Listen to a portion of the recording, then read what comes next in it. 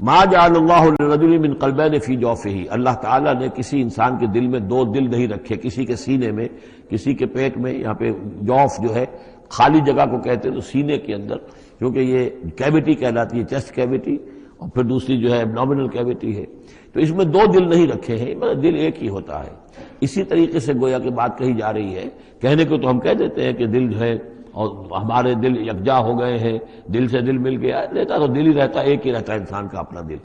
لیکن اسی طریقے سے کسی شخص کی دو مائیں نہیں ہوتی، ماں تو وہی ہوتی ہے جس نے اس کو جنا ہے،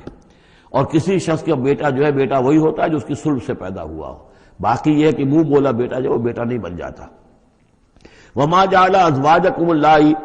اور نہیں اللہ نے بنایا ہے تمہاری ان بیویوں کو، اللہ تظاہرون منہن، کہ جن سے تم زہار کر بیٹھتے ہو۔ یہ زہار کا مضمون سورہ مجادلہ میں آئے گا۔ عربوں میں روایت یہ تھا کہ بہت ناراض ہو گئے، بیوی سے کہہ دیا تم تو میری ماں کی طرح ہو، گویا کہ اب یہ ہمیشہ کے لیے حرام ہو گئی۔ طلاق مغلظ کا بھی مغلظ در مغلظ طلاق ہو گئی، اب وہ کسی طرح بھی اس کے لیے اس سے کوئی تعلق رکھنا جائز نہیں ہے۔ تو یہ زہار جو ہے ماں بنا دیا، کہہ دیا کہ ماں بن گئی تو گویا کہ ماں بن گئی، لیکن اللہ تعالیٰ کے ہاں وہ ماں نہیں بنتی، ماں تو وہی ہے، جیسے کہ فرمایا وما جعل ازواجکم اللہ تظاہرون منہ امہاتہم، جن سے تم زہار کر بیٹھتے ہو، جنہیں تم یہ کہتے ہو کہ تم میری ماں کے مانند یا ماں کی پیٹھ کے مانند ہو میرے لیے، تو وہ اللہ تمہاری مائیں نہیں بن جاتی۔ وما جعل ادعیاءکم ابناءکم، نہ تمہارے منہ بولو بیٹوں کو اللہ تعالیٰ نے بیٹا بنایا ہے۔ ذالکم قولکم بافواہکم، یہ تو تمہاری منہ کی باتیں ہیں، منہ سے تم نے وہ جملہ کہہ دیا،